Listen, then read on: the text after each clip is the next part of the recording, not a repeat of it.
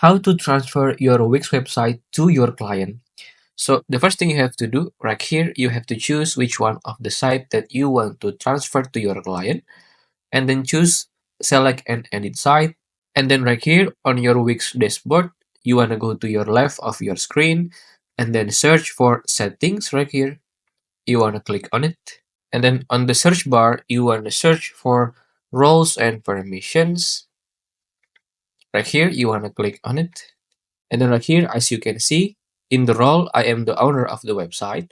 And then to transfer it to the client, you want to choose on the change owner right here. And then right here, you can just type in your client email to transfer it. And then you can choose a client right here.